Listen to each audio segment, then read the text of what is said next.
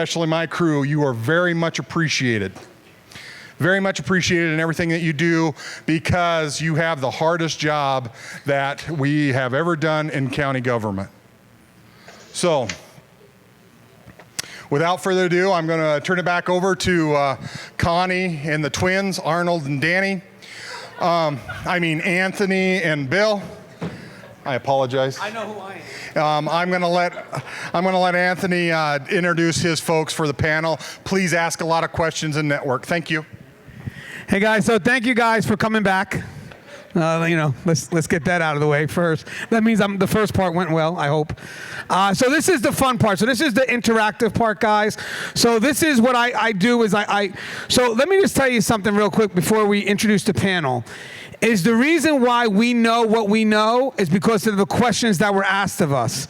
So we wouldn't be where we're at if it wasn't for people asking us the right questions, which causes us to really think about it.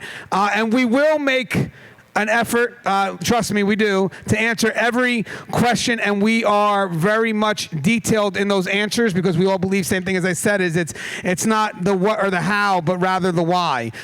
So this is the fun part. So guys, if you have questions, this is the chance to ask. We also have our first volunteer, so we'll go to him first after I introduce the panel. Now guys, if you have a question specifically for someone, then you could feed it off to the panel or myself, say, hey, I'd like to get this question off to, let's say, Russ. Russ answers it, and then maybe someone else may want to attack it as well. We're going to give the panel up to 2 people to address it so we can keep the questions going. We could pretty much cover whatever you guys want to throw our way, but for the most part, guys, it's really driven by the participation from those in the field, because again, we want to give you guys something that you want, and the best way to do that is by you telling us what it is that you guys need. So what I'm going to do without further ado is I'm first going to introduce our panel so you get an understanding of who they are, their background. Maybe that will help you pick who you want that question to go to. So the first person is the person on site who did not have to fly here, who only had to take a car. Here, you want to take this one? It's going to be William Young. He is a YouTube influencer as well.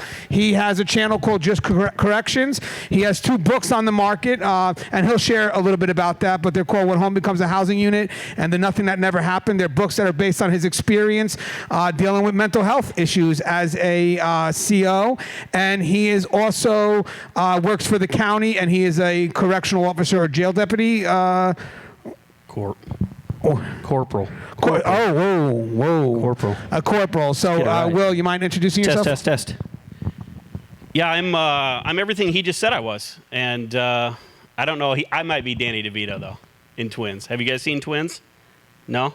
Nobody laughs? You guys are talking to corrections, traveling. When I said, you know what, I want to make an impact in this profession, I want to stand up in front of a group of correctional officers and peers and teach them things. And then about 3 months into it, I'm like, that was fucking stupid. Because you guys don't want to know shit, right? There's no feedback. There's no engagement because everybody's super tough.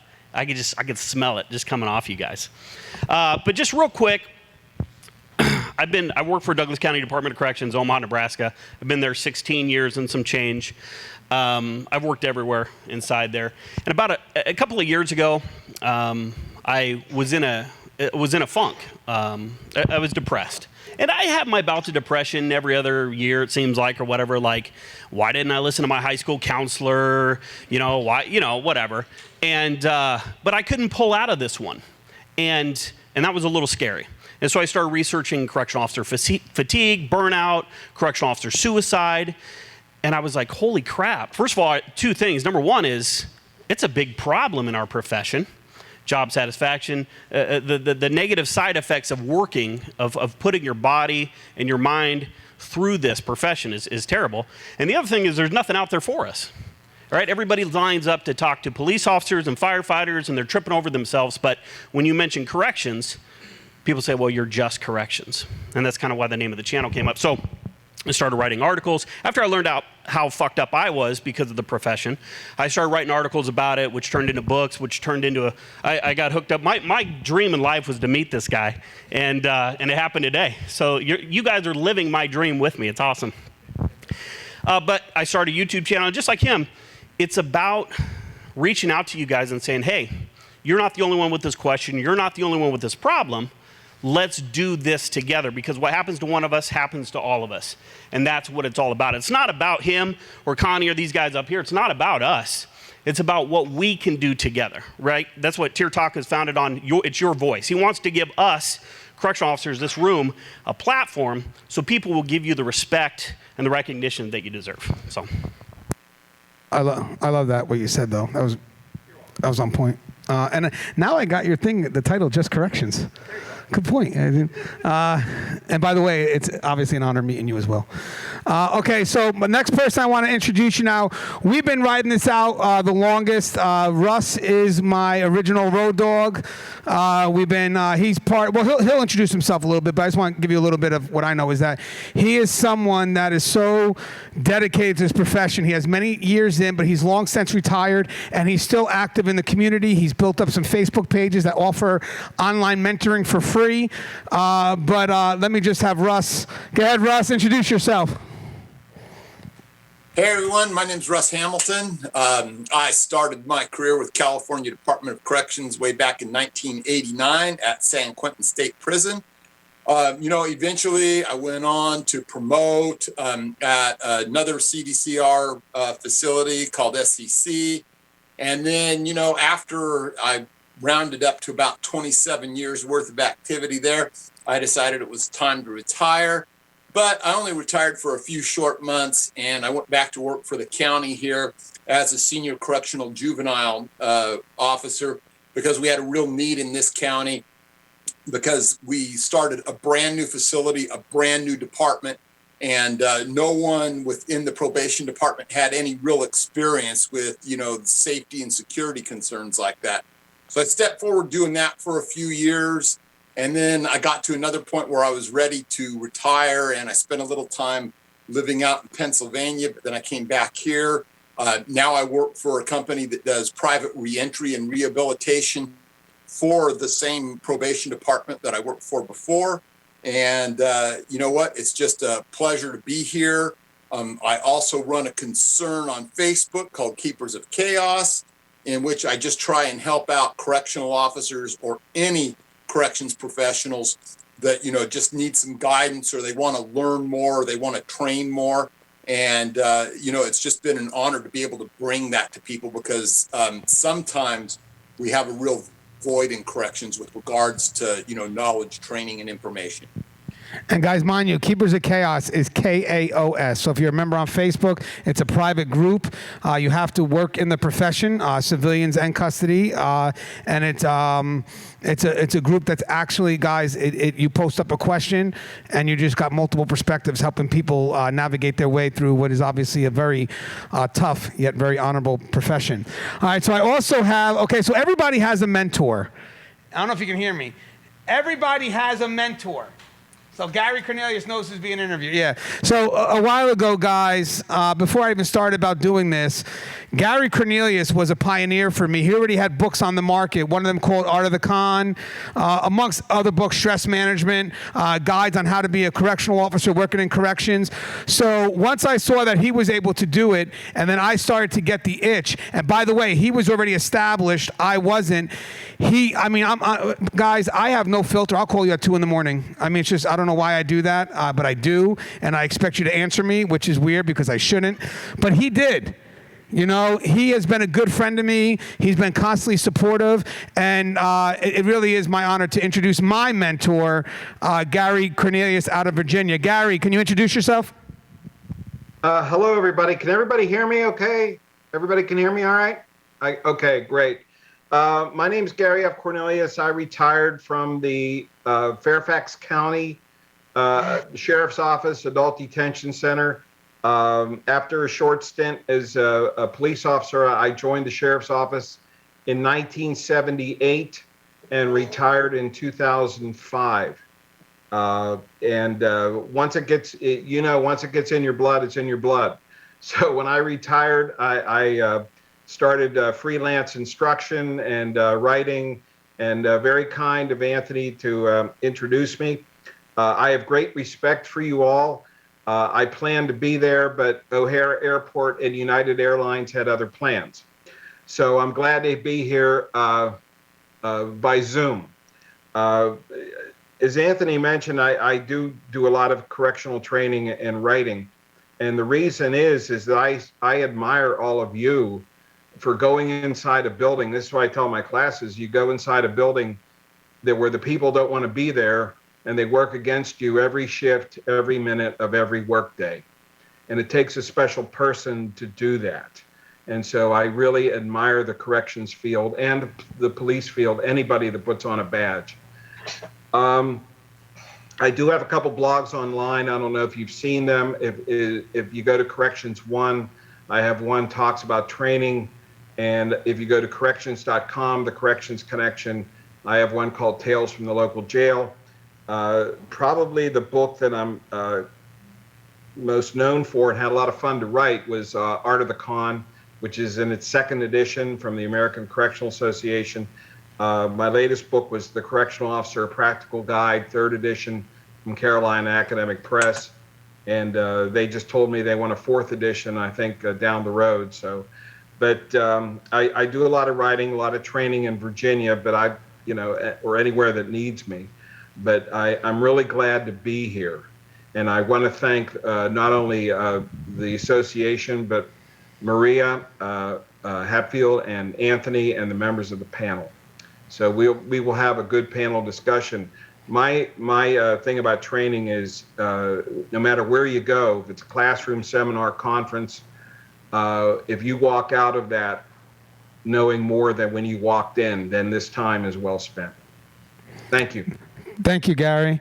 Now, guys, when I started my career, I was also trained. And then as I moved up, I had a chance to work with who at that point became a major, Luis Soto. So Luis Soto was actually my officer. He was my training officer in the academy. We both moved up, and at one point we got a chance to work. I would like to think equals. I would like to think custody and admin were equals, or at least we are today. But for the most part, it was great because once he retired, because he is retired, we were able to still stay connected, and I'm still able to take his valuable information and give it out. So, Lou, do you mind introducing yourself to the guest? Absolutely. Thank you, Anthony, and welcome. My name is Luis Soto. I am a retired major, or as you might more understand, a chief of a large adult male institution. I worked for the New Jersey Department of Corrections for 25 years. And prior to retiring from there, as I went up through the ranks, I had the ability or the opportunity to work at the Correctional Staff Training Academy as a sergeant and as a lieutenant, training all the new recruits coming into the field of corrections. Because I had that training background, and because of my degrees, in which one I'm still in school, thank God that, we're still young enough to continue our education. Right now working on my doctorate, but I was able to go to Rutgers University and start teaching for them at the State University in the Criminal Justice Department. So I've been there since 2016 after I retired from corrections in 2017. So prior to me retiring, I was starting my second career as a professor there at Rutgers University.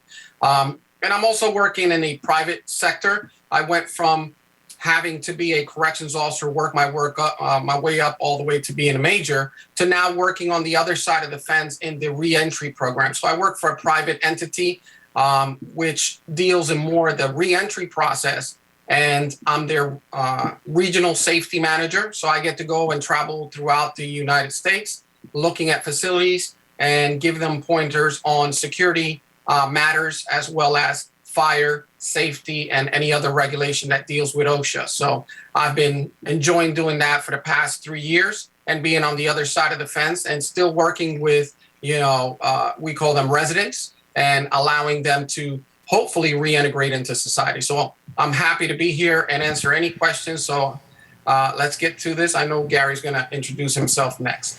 All right, guys. So me and Gary York, thank you, Lou. Me and Gary York, we go back together many years. I believe he was my third guest ever on Tier Talk when it was just a radio show for, I believe at the time was iHeartRadio.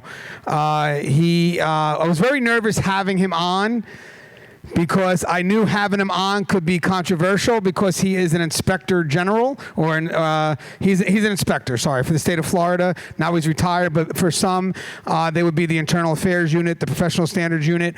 But what Gary brings to the table is an understanding of their methods and why things are done certain ways. And me and Gary have had discussions, and during those discussions, we have found ways where we can meet in the middle, and we definitely have dialogues like that have been used for training all across the country. So, Gary, do you mind introducing yourself? Hello, everyone. I'm very happy to be able to be here with you today, and I want to thank you all for your service and professionalism, and we pray you stay safe out there on that front line every day. I'm retired recently from the Polk County Sheriff's Office in Florida detention after 28.8 years. I retired under Sheriff Grady Judd, if you're not familiar with him. He is the sheriff. We had a deputy killed by a Miami drug dealer, and he ran off in the woods. And when he was caught, he was shot 68 times. Sheriff Grady Judd on national television was asked, "Why would you shoot him 68 times?" The sheriff's answer was, "We would have shot him more, but we ran out of bullets." So, that's the kind of sheriff that we have down here. I did part of my time as a correctional officer in the Florida prison system. And in there, I was a correctional officer. I did part of my time on the floor as a detention deputy. And I did do 12 years as a prison inspector for the state of Florida. I have a book out called The Toughest Job, Correctional Officer USA. And I have a YouTube called True Prison Stories. And I'll be glad to answer anything you want to hear. And I'm glad to be here. Thank you. All right, guys. So I've been able to get this panel for us. We also find them a lot on the venues that we have, which again, just to re-announce. And guys, these venues are resources. We don't make profit off these venues. So we have Just Corrections. We have Gary's True Prison Stories, plus the books, That Toughest Job, both your books, When Home Becomes a Housing Unit, as well as Nothing That Never Happened. Russ Hamilton, Keepers of Chaos page. Gary has loads of books, and Soto has something on its way. We're waiting for it, but it's going to be something on leadership. So I do have our first question. So guys, if I go off camera, it'll be to get the question, and then Connie's going to reiterate it. So my first question, now you have to say your name, and you have to say what department you represent. And what you think of management. No, kidding. Do you mind introducing? And by the way, thank you for your service. Take the mic. My name is Robert Reiner. I represent Cass County Sheriff's Office. I'm a correctional officer. My first question is, what steps and procedures would you recommend while placing a transgender person in population? I'm going to go first with this.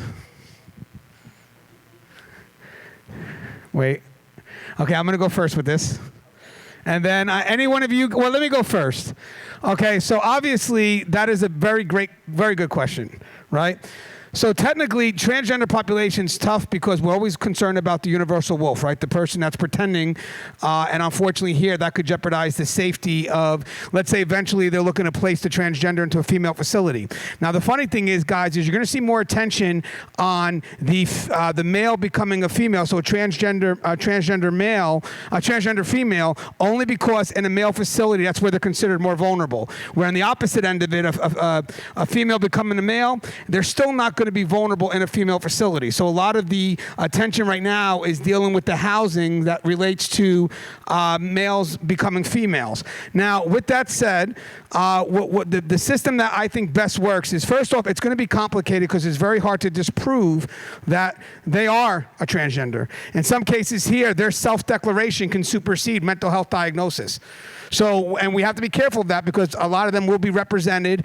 And the thing about that is when they get represented, people only focus on the one and not the many. So in order to keep this short, because I have to make sure everybody gets a chance to get their time, the thing here with this is usually when it comes to the transgender, there's probably at this point now, the world's changing, there probably is going to be some effort to try to house them at a female facility. Now, it's not, basically, the opinion at this point doesn't matter. It's just going to be what the department is being pushed to do. So with that said, in the meantime, you still have to prove that you can house that person effectively at your facility so they don't use your facility as an excuse to move that inmate to a female facility. Okay, so if you have a transgender male becoming a female, the concern's going to be is if, God forbid, this person does fake the funk and they do wind up going to a female facility in which, because we just had an issue in California where the transgender impregnated a female inmate, you want to make sure that they don't push it on the facility, which means that sometimes you're going to see admin asking you for some crazy stuff. We're doing that to accommodate the needs so we don't become their reason why they're transferred out. Now, with that said, the housing's very unique, okay, because inmates that are transgender based on PREA policy are allowed certain things, which includes being seen twice a year through classification, and basically we have to take their concerns as serious as possible, which I would like to think we do all the time. So what we tend to do here is that you're going to have what you call vulnerable population. Transgenders could be considered a vulnerable population, right? So you want to make sure that you house them with inmates that are not aggressors, which means that there's some work here at these facilities, guys. That means that someone is going to be documenting which inmates are aggressors, which inmates are vulnerable. Again, transgenders being part of that population, along with maybe the age of an inmate, mental health, limited education, other concerns, but let me get back to where we're at. And then you have neutrals. Now, here's what it is. If you have a transgender that's also an aggressor, then you house them with a neutral. So basically what you do is you have a color code system. Does it sound crazy, guys? It is what it is. It protects you. So let's say yellow is vulnerable, blue is neutral, and red is an aggressor. The last thing you want is a red and a yellow together. And by the way, when you got the PREA thing, PREA is going to keep track of all these things that you put into the system. So one thing is that if you have a vulnerable, you can house them with another vulnerable, or you can house them with a neutral. You cannot house them with an aggressor. You also can't house an aggressor with an aggressor. And if you have an aggressor that's a vulnerable, so if I have a transgender who's also a vulnerable because they're transgender, but they're also a sexual aggressor, they have both categories, you house them with a neutral. Does that make sense? Sure, everybody follow? I'm not lying to you guys. This is what works. So that's in an effort to protect the lawsuit. When they do the PREA audits, they're going to look at how you house them, and they're going to see, okay, well, this is great. So you have this person noted as an aggressor, this person noted as a neutral, this person noted as a vulnerable, and the color system helps people that have to deal with the moves to make sure that two colors don't go together. And then the other avenue of that, too, is the communication from the multiple departments that require dealing with that inmate. So again, it's definitely going to be administration. It's definitely going to be medical and mental health. It's definitely going to be custody. It's definitely going to be the investigative division in case there's any concerns that happen. But the key when it comes to housing them is that you have to exhaust every measure to try your best to house them effectively where you're at so you don't become an excuse as to why they get moved out to a female facility and then unfortunately they do something foolish and now the facility, because what's going to happen is the person that made that move, what are they going to say? Well, we had to do it because you couldn't house them effectively in a male facility. No, we were. They got all their needs. They got everything wanted. So your choice right now is your choice. And the other part of that, before I see if anybody on the panel wants to answer that or answer this as well, is in the end, guys, the safely of housing of a transgender really does involve that level of open communication to make sure that we're all on point with her needs. And again, you're going to see the focus more on transgenders moving a transgender male becoming a female because that's where it could be seen as vulnerable. And for the inmates that fake the funk, again, the self-declaration may carry more weight than the actual mental health diagnosis. So you can't rely on mental health to say, oh well, we're going to pull back on that. They're not going to, guys, because again, they may. So you may have a transgender that is claiming it, but mental health may not believe it. The one thing is mental health is not going to negate this self-declaration. They may say the person's not stable enough to diagnose, therefore we're not going to treat them, but they're not going to negate the self-declaration, which is going to allow the inmate first search preference, by the way. Guys, I know it's tough, but if an inmate is noted somewhere in the EMR or through the PREA risk assessment that they are a female, they are going to have a search preference. Now, for the female officers, you guys are heroes. I go through, you guys are heroes because you're going to have to step up. Now, people are like, well, what about the rights of the officers? I get it. But here's the funny thing, guys. When we have leadership that kind of looks on extremes, people are going to be worried about the rights of the officer and the rights of the inmate. So how are they going to settle it? We're not going to strip the inmate. I'm telling you guys, don't think it's happening. Their settlement is, you know what, guys? We'll just not strip any inmates. That's how they're going to settle that. Because that's a very hard decision to make. You have to battle the right of the officers, I get it, with the right of the inmate. But if we want to keep a safe and secured facility, are we willing to, I get it, guys, but are we willing to, you say, you know what, I'll step up for this one. Because the end result is we're going to have a lot of inmates manipulating to become transgenders because they know they're not going to get searched. So we still have to step it up with those security concerns. And the last thing is someone says, well, why don't we house them by themselves? Because that's going to open up the door for inmates to manipulate themselves in. You know, the real world doesn't look at what we look at. We look at that wolf. So in the end, remember, every decision we make always could have a ripple effect. So we have to make sure that we're prepared for that. So the biggest concern is, I want to thank all the females that after you're dealing with it now that you stepped up, thank you. Because whoever's doing that now, whoever stripped a transgender because they had that as a search preference, you're saving us from making it to a point where we're not going to be stripping them at all. So every time you're doing that search, you're preventing contraband from coming in. So thank you. I don't know if you guys get the thanks for that, but thank you for that because it takes a lot for somebody to do that. So thank you for the females that are. Does anybody else want to attack that or we can move on to the next question? Okay. We'll move on to the next question. I would think the main thing with transgenders is their safety. I mean, just to keep them safe. And I do a class in liability and lawsuits, and 2 cases, the New Orleans transgender who was reportedly raped, and the one in Texas who was attacked by an inmate that she had complained about that was targeting her. And big cash payouts. So the main thing is to keep them safe and watch out for them. And like as I said, don't be the excuse for why they, you know, when that inmate does go to a female facility and they do make a bad choice, then you don't want them to push it back at our facility and say we didn't do enough, which would include also the search preference. Okay, do we have another question? I'll walk over to you guys. Help me out, guys. It's okay. Good. Yes. Okay, hold on.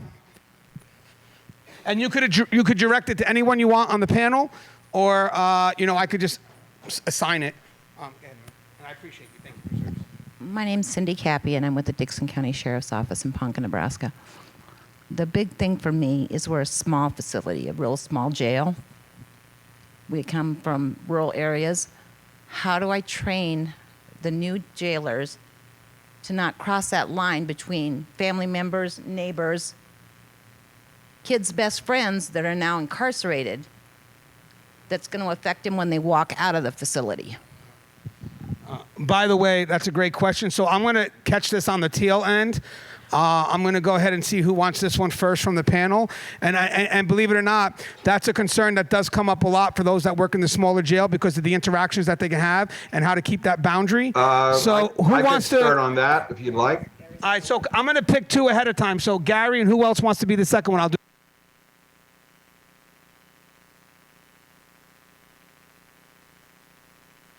Okay, can everybody hear me? Okay, good. The thing about that, I trained, I do in-service training and manipulation, and some of the jails that I train for are from rural areas or small towns, and you have to establish right away the authority of the CO or the jail deputy. And because if someone comes in and they went to high school with the deputy, or they're a distant relative, or they're a neighbor, they're going to try to play that deputy. They're going to start right away.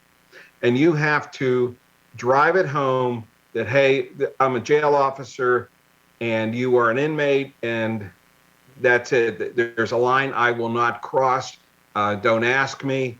One of my civilians that I really liked, the AA group, when I was programs director, spent 8 years as programs director, and he said that he would start his sessions, and this could be taken and used by any CO, is that you know the rules, I know the rules, don't ask me to break them. And you establish that authority and those boundaries right away. Civilians especially, because some civilians have a different view of offenders and inmates than sworn staff. But you have to establish that right away. And that should be from the top down. Brass should mention to their staffs that, yeah, you're going to have people come in that you know, they're going to try to play. And I'm not saying every inmate's going to try to play you, but that's a good tool for them is, hey, I know you're from the street. Can't you do this favor just once? And so forth. And that has to be established right from the get-go that your authority as a jail officer, you're not going to cross those boundaries.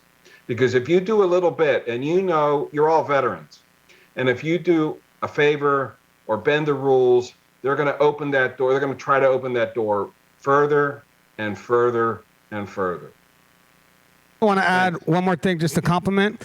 So on the intake process, maybe you can even add something that says if you know the inmate in any capacity, so it holds that person liable in case they do make a bad choice.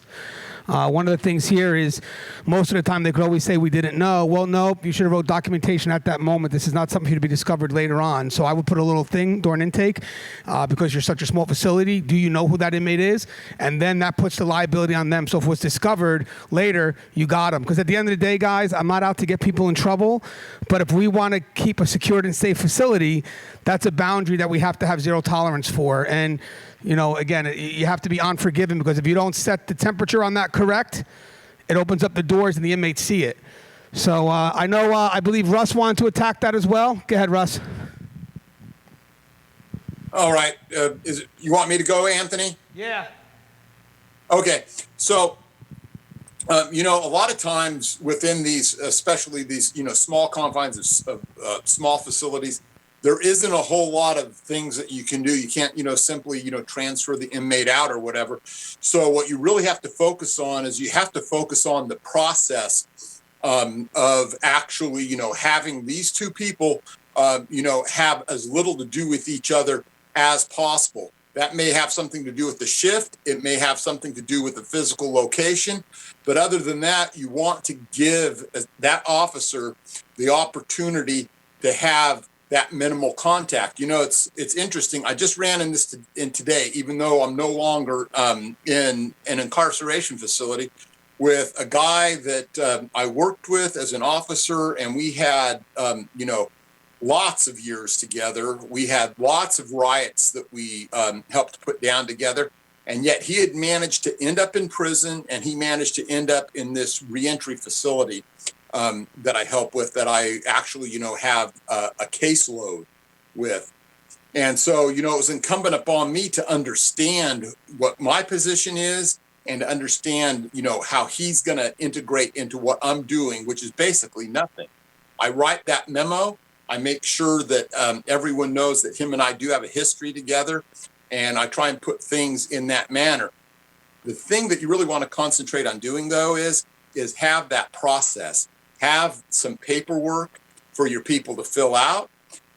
Have them be, you know, brought up to speed on what's expected with regard to those interactions. And you just want to, as that officer, be able to always put that particular inmate into a position where he's dealing with other people rather than you, as much as it's possible.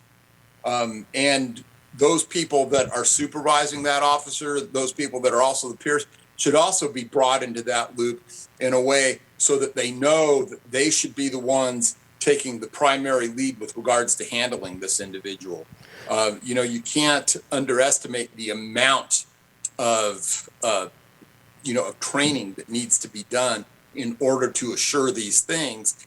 And when everyone has that mindfulness about it, then you end up with a facility that's that much more safe and secure. When we put ourselves into a position where we're just letting things slide, oh, it's okay, this happens all the time at this particular institution because of the small community that we're in, we start to get to that point where a complacency starts to develop itself. And that complacency will almost always lead to bad things. Some of those bad things might be horrible things, and some things just might be small things that impact things with regards to small breaches of security. But no breach ever stays very small for very long. So that's what I would encourage you doing, is making sure that you have a robust process, policy, and procedure for dealing with these particular types of scenarios. Right, and before we get to Gary York, you could see that the responses are putting the liability back on the individual. I want to make sure that we note that, which means that management is stepping up to make sure that we're giving these people an opportunity to take that level of responsibility. The biggest concern here is when you work in a small facility and the inmates know the staff, is the pulling the staff member out of their prescribed role, right? Because they already have information on the person, which gives the inmate the chance to develop some level of connection. So again, it doesn't hurt to, we got material out there, but it doesn't hurt to keep staff mindful of that prescribed role until the point when they're not, then you hold them, again, it's all constructive until it can't be anymore. So you make the effort to be constructive, and then eventually it's like, you know what, I've done enough, because each time we were constructive, I also documented every interaction that we've had. So now I have enough to document the removal of this individual because they just don't seem to get it. And it's very, you have to do that, because in the end, other people that you represent, they're expecting you to do that. Because their safety relies on how we react to what could be an undue relationship. Hey, Gary, I know this is your forte. You've investigated a lot of these. Any advice? I just wanted to tell the trainers, please take the young folks that come on board under your wing and teach them ethics and professionalism, and let them know, do not give the inmates any ammunition to use against them for false allegations. Now, we all know that inmates, if you're doing your job properly, will make false allegations against you. Teach your young officers that if they small talk with the inmates, they're digging out pieces of information. Maybe they know you like the football team, the Kansas City Chiefs. Maybe they know you have 3 children at home. Maybe they learn some of your hobbies you like. Maybe they even learn that you have a tattoo in a specific area. Tell these young officers, only talk business. Hey, I need a request to become a trustee.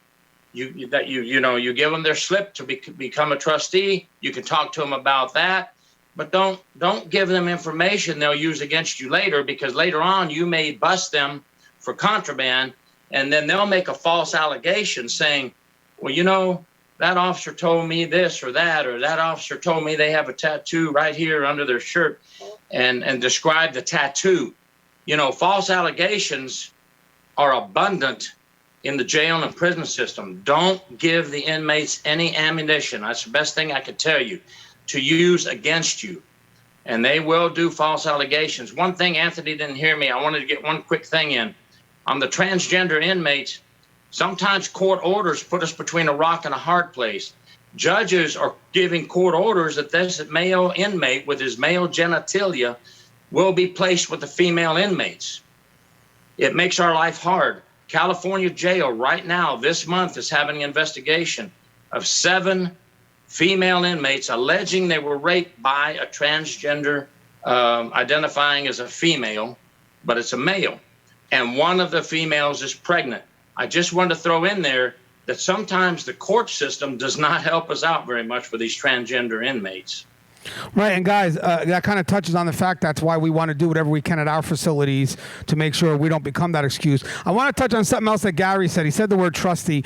Guys, we also have to make sure of the words that we use that allow for these type of relationships to happen, because again, we could teach our staff 100% not to be manipulated, but then we use words like trustee, or we shift from inmate to patient and resident. In the back of our mind, especially for custody, those labels are what protects us, because it gives us a chance to see the inmate for who they are.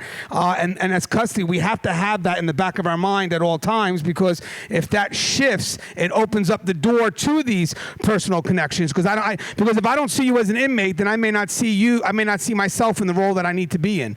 So the labels do matter in how we see things and how we address concerns. I'm not saying for the civilians it may be a little different, and I get it, but custody still has to have that mindset. So, it's tough to say, well, we want to protect against manipulation, but we have inmates that are called trustees. I mean, what does that mean? It means that we could trust them. So you want to make sure that the environment you set is conducive to the fact that you want to break away from these concerns. Sometimes we don't realize that we're putting people into that environment, and then we're expecting them to find their way out. And then when you go back later on, you realize, you know what, guys? It all started with this label.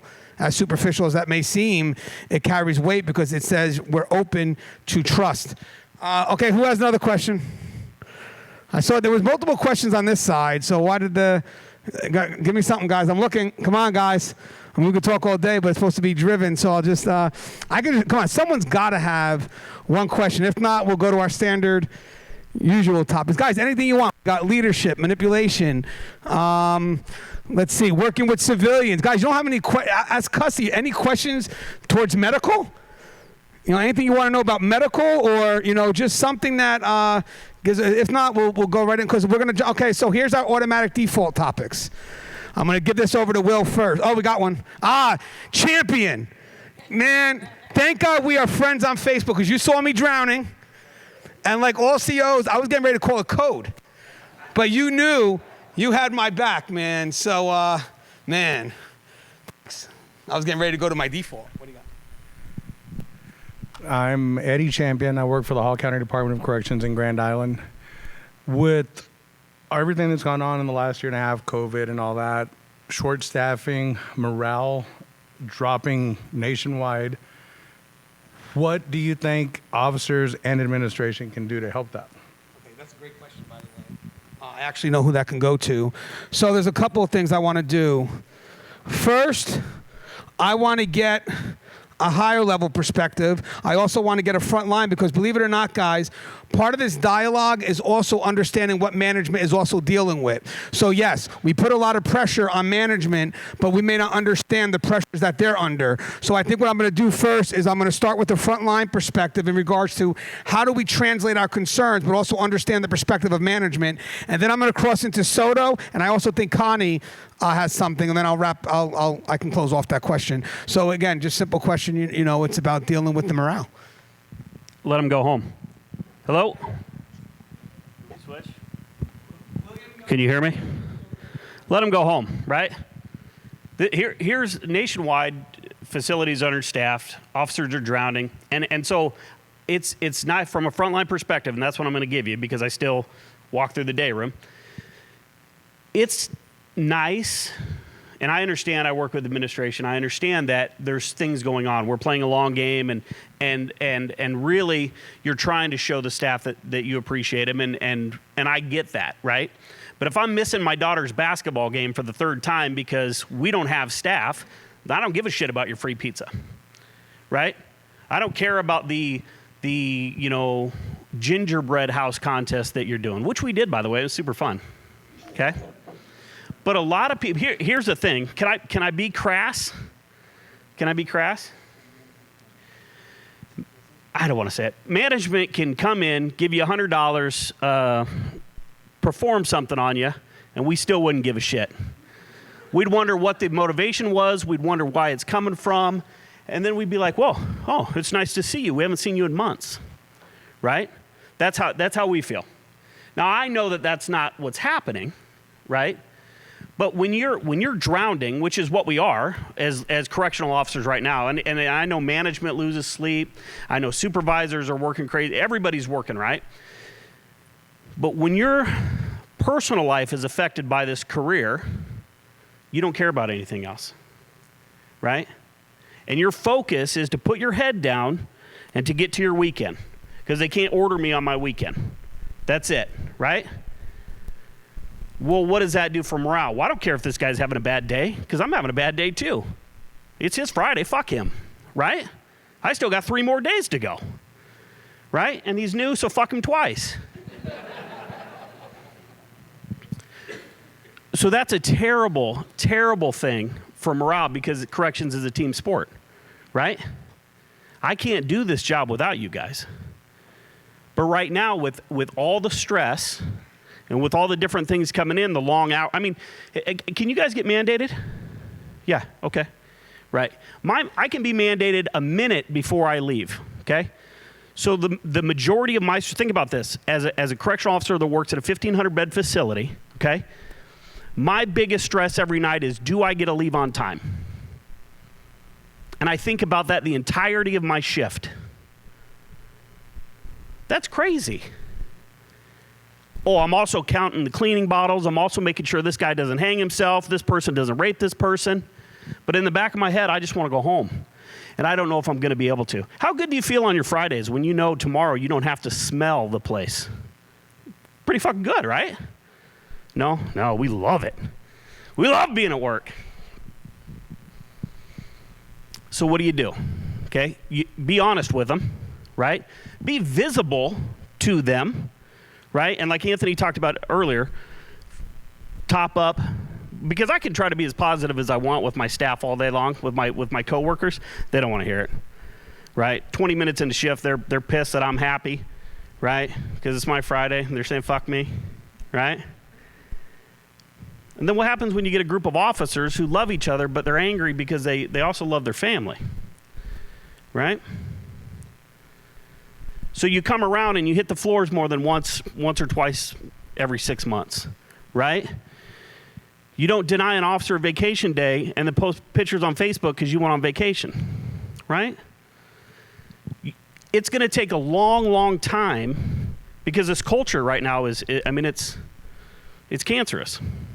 So it's going to take a long time for administration, think about it this way. You just cheated on your spouse. Okay? Geez, a couple people said, oh, man. And they're going to take you back for whatever reason, okay? Do you get that trust back right away? No. Every time you say you're going to your mom's, they're like, where are you going? When are you coming back? Right? If you've ever broken trust with somebody, it takes a long time. It takes you showing your face and doing what you're saying you're going to do multiple times before that person starts to trust you. And here's the deal. We're so fucking cynical that we ain't going to trust you anyways. Right? Yeah, line staff? Yeah? No? We love admin. Right? They could give you a $100 bill, a free lunch, and whatever else you want, and you'd still be pissed about it. Okay? So part of that is admin can do whatever they want, but then you have to be receptive to that, okay? You have to realize that all over the place, people are in the same boat, right? What do you say about time management? It's not about, it's about your priority. Bitching about me not being able to go home is not going to change anything on shift. It's just not, right? And it's not going to make him in a better mood. It's not going to make her in a better mood. It's just going to create a negative environment. So our priority as line staff, as coworkers, as fellow officers who are fighting the same fight is try to build each other up, is try to talk about it, is try to build those relationships, say, you know what? Yeah, man, it sucks. I'm stuck here too. But how can we get through that? How can this be the most pleasurable experience that it can be? So don't sit there and wait for admin to do something because it's going to be a long time because they got a lot of red tape. Right? And you're not going to be happy with what they pick anyways. Right? And then they hire people and you get mad at them and they quit anyways. So we have to do some work too. Does that make sense? Okay. Before I get Soto, if you're managers, remember your staff has to trust in the process, which will make them overlook the outcome. Because we're not always going to get the answers we want, but the staff have to believe that you're making the exhausted effort. You know, I think that's the most important thing. I think that's what you're saying, trust. You know, if you don't have that trust, then you can't fix anything. Because I tell you something, if management has that trust with the front line, all this stuff we could work through.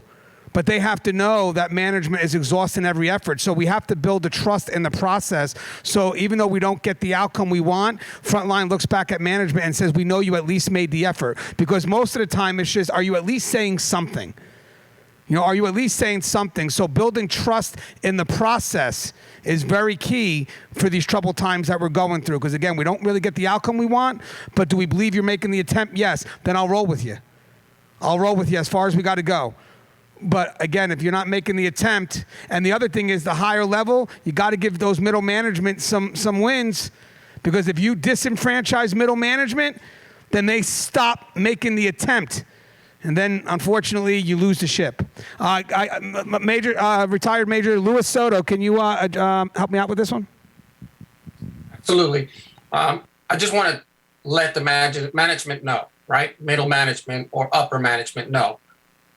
You just heard from the front line what is important to them, what they feel to be a morale killer, right? Not being able to go home to their families, right? We all take this job or this career so that we can do better for our families, for ourselves, so we can give ourselves a better lifestyle. But it becomes an obstacle when we are being pushed to the level where now morale is down because I can't do 2 days without being stuck for 16 hours or maybe more. And management is stuck between a rock and a hard place because they can't figure out how do we boost morale in a pandemic era, right? Where everybody is under guidelines by the CDC. We're putting more regulations on our staff, right? We have to protect them from health-wise, wearing masks, getting tested, sometimes mandatoring that they go get a vaccine that they don't want to have in order to keep their job. So our job becomes a little more stressful as management because we have guidelines that we have to follow. We have to protect our organization from liability or, making sure that we're not in trouble but in the process, we cannot forget our staff, right? Because they're going to make us or break us, right? If we don't have the staff that is coming to work every day and are able to perform their duties diligently and efficiently, right, we are going to fail our ultimate goal, right? And that's what happens nowadays. And that's why morale gets down to the nitty gritty. And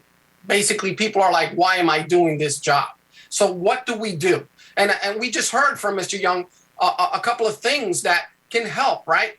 There's a lot of federal funding out there because at the end of the day, us as management, we're like, we got to watch that bottom line as well. What can I do for my staff? Can I pay them any more money? That's another intricate part of the whole thing. We're having trouble hiring staff because now the federal government has tried to help, right, in this pandemic by giving them an incentive to stay home, basically. They're collecting maybe unemployment and they're actually adding on to that. So we're having a hard time hiring. Right? So how do we draw people into this profession, right? Because at the end of the day, we're still going to have a need to have staff. How do we protect our staff? When's the last time, just think of this as management. When is the last time that you decided to say, you know what, I'm going to come in and have bagels for my staff when they come in, or have a sandwich out here, which doesn't cost much? When's the last time that had an appreciation day that wasn't mandated by the department once a year? Right? Appreciation Day, where you can ask staff to come in, bring in your dish, have it outside of the facility. So when staff come in, they have water, they have drinks, they have something to eat. Did we think about giving staff additional breaks? Yeah, we're mandated to give them a lunch break, a half hour, whatever your department needs. Have we instituted or worked around having extra breaks during the day because I know someone's going to get stuck? In that same instance, we do special things when we know things are coming, right? Super Bowl Sunday is coming. I'm going to have a lot of call-outs. I'm going to have a shortage of staff to run the facility. So what do? We plan ahead 3 times or 3 days earlier or a week earlier. We're making up schedules to see where we're going to be short on that day. Why can't you do that during the pandemic, right? The private sector usually does a better job with that. And because they would have or require that you do a schedule ahead of time, sometimes a month or a month and a half ahead of time. So you know who's out on vacation. So you know who's we're in a pandemic, guys. We need to elevate our way of thinking. You always hear about think outside the box. What you need to think outside the box is, how do I manage? Because it's no longer do more with less. We're already there. Now we're doing an abundance of what we have to do with even less than less, right? So you have to understand that planning ahead of time, like if this was a major incident, which it is, right? We need to sit down and come up with ways on how to solve the issues that we have at hand by planning ahead of time. I know I'm going to be short, on my shift 3 days from now. Put that overtime in essence, scheduling the overtime ahead of time. So I know I'm going to work, right? Give me the opportunity to know, yes, on such a say, we're short. Let's see if you can do an extra shift. Let's maybe extend the shifts. Instead of doing 2 8-hour shifts, we're going to start and change our scheduling system so everybody's doing 12-hour shifts as opposed to 16-hour shifts, right? And I know that there's unions that are involved in some places. We're unionized and maybe we're working on the contracts. Well, sometimes as management, it may be time to include them in our conversations, sit them down and say, we together need to come up with solutions so that our staff, our people are protected. So I'm going to move on because I know there may be other questions, but please, anybody else in the panel can chime in. Yeah. So one Yeah, thing I'd like to say one thing. It's well said, Luis. I would say about the families, don't forget the families, because if the officers are going through hell with COVID and mandatory overtime, and I hear this a lot in my stress classes, management has to appreciate the families that see them out the door for every shift, double shifts, working on days off. Do things for the families, and you have to be creative. But I'm not saying send an email to the families, hey, thank you, but are there any functions you could do for the families, or any get-togethers, appreciation for the families? Don't forget the people at home, because they're going through this as well. That was spot on. That's a good point. I have Connie. She's going to walk in. So one thing I think we want to recognize is that during this time where things are just so stressful, you can't be managing from behind your desk, right? I don't want to step on anybody's toes, but when staff feel as though you are in it with them, it makes a whole lot of difference. When they don't see you, when you don't have a presence, that is where the problem lies. They don't feel supported. They don't feel like you really know what the realities of their job is from day to day. And so the time that a staff person can see that you're willing to roll up your sleeves and work side by side with them on those days that we are short-staffed, on those days that all those things on the list of crap to do can't get accomplished because you're there to help them make it happen, that makes a difference. That means it doesn't matter what level you're at, you're still connected to the front line, and you're still connected to all the operational responsibilities that exist. And then on top of that, you can't go and say, why didn't you get this done, right? When you were actually a warm body who could be of support to the staff. So in these times where we know that we're challenged, where we know that we're short-staffed, where we know that COVID is taking people out, people are mentally, emotionally, physically stressed, you can't manage from behind your desk without going out to see what exactly the needs are and how you could actually serve as a resource to the staff. The other thing I want to bring up, which Anthony just mentioned, is why don't we establish these wellness committees, right? Are there ways that we get your voice in, and not someone from the outside creating something, but what is a way that you could actually feel supported in this space? And a lot of times we don't go back and ask the people who are actually doing the work, what do you need? Someone's doing some research. I'm going to come back with all this wonderful research. I'm going to tell you what you need. That usually does not work because the researcher is not connected to what our everyday experiences are.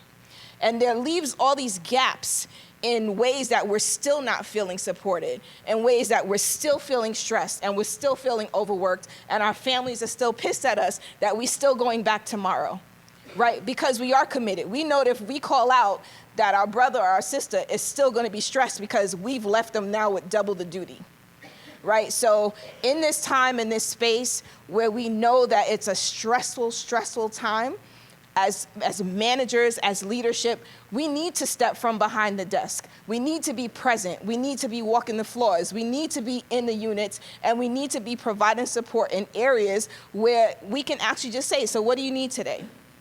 What's happening today? How many times someone doesn't get that question asked because it's not even a thought? The person, the manager has all these other things that they need to get accomplished today, and this is not high on the priority list, right? But we talk about those priorities, and when we don't make our staff's mental and physical health a priority, we miss the boat. And so I would just say that as leadership, as managers, that we can't ignore the fact that this whole pandemic, all the staffing issues, all of it. I mean, the retirements, how many times are we missing? We're missing gaps. We've got so many gaps because people are retiring because it's stressful, right? Some people, I was talking to a lieutenant the other day, she said, I would have hung in there, but I can't. She said, I don't think I'd survive if I hung in there. Right? And that's a reality. So, I think for managers who can roll up your sleeves and just be present. Hey guys, if you notice also the bulk of that just summary is, again, we go right back to the process. You know, when your facility seems to be operating normally, we tend to forget, and the people that are on the outside that are in a position to help, they be like, okay, well, it's operating good. Yeah, but it's not operating effectively. So the concern here is now is all because it's working this day doesn't mean it's going to last forever. So we're still noting the concerns, because in the end, guys, if we have a working facility but we're doing it in survival mode, the people that are responsible to help, they're just going to see a working facility. So we have to do our due diligence and remind them every day of the sacrifices that are being made, as opposed to them just seeing, oh, we have a working facility. Hey guys, let me tell you why, and it's not working where it needs to be, because in the process, these are the things that are happening, including searches that are not happening and a bunch of stuff. So just be mindful that the facility may be working today, and also with the frontline people, because again, management, trust me, they're very limited to what they can do. And we need to understand that, because they're placed with a lot of concerns that they wish they could address. But if we don't listen to what their concerns are as well, they start to get hit from both sides, because they want to be effective. They want to be leaders, but they're in positions that they cannot solve. And then what happens is we put pressure on them to do the impossible, and then they wind up giving up. They stop being the translator. You know, and then at that point, guys, as I said before, we sink. So there's also an effort to know that if management is going above and beyond, but even though you're not getting the outcome you want, are you appreciating the effort, which is the hardest part? The hardest part is not the outcome, it's the effort to get to the outcome. So have we ever once, again, we did both sides, right? Have we ever once, for those managers that are going above and beyond, have we ever thanked them? You know, because we know that they're trying, but because we didn't get what we want, it's okay, it happens, but thank you for the effort. So you know that they're going to try again. We all need appreciation at every level. You know, so I mean, you know, have we ever done anything for our supervisors to say, we know you're going the extra mile and we want to thank you? Because that matters, because that's going to motivate them, and it's going to motivate them for the right reasons. Not because they have to, but because they want to. Okay, so any other questions, guys? Because we maybe have time for one or two. Oh, yes, good. Ah, yes. I like you. No, not like that, man. Like, you know, friends. We're friends. All right, yeah, bro. I suck at mics, so this, can you hear? Okay. My name is Luke Schroeder. I am a corrections officer for Platte County, Nebraska. So I have a kind of a leadership question, because just for some context, speaking on the whole pandemic stuff, we have lost a number of our more veteran officers on my specific team at my jail, but on the whole place. And so I went from being the new guy to like the veteran officer on the floor, and I have 4 new people to train and teach and expound my experience on, and I am not the boss. I'm not a corporal, not an SRO. I guess my question is yes. And so my question is kind of like, for the guys like me who are stuck in the middle, we're veteran officers, but we're not really veteran, and we're not bosses, but we have a bunch of new people who are looking up to us to kind of show them the way, because they're on the floor with us all the time. And you're the big guy, you know? So that's my question, I suppose, is there some knowledge you can expound upon guys like me who could use that to grow and help these new guys so they do stick around? This is going to be a discussion. This is a great question. This is a great question. So I'm going to first start with Russ on this one. I got to get you on this one. I got to get Soto. Guys, this may be a full panel, so this may take us to the end, guys, because everybody's going to want a piece of this one. I'm sure everybody on this panel wants this one, right? Mr. I don't know how to use a microphone may have literally got my whole panel wanting to answer this. So what I'll do is, if you guys want, I'll go with Russ, Cornelius, Soto, Gary, pop it back to Will, Connie, and then myself. So start off, Russ.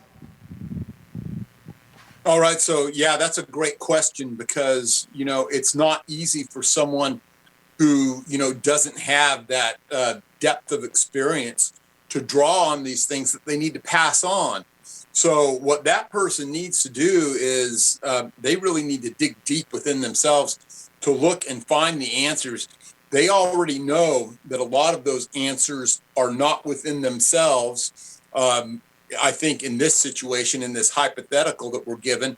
And so that person does know that they need to reach out.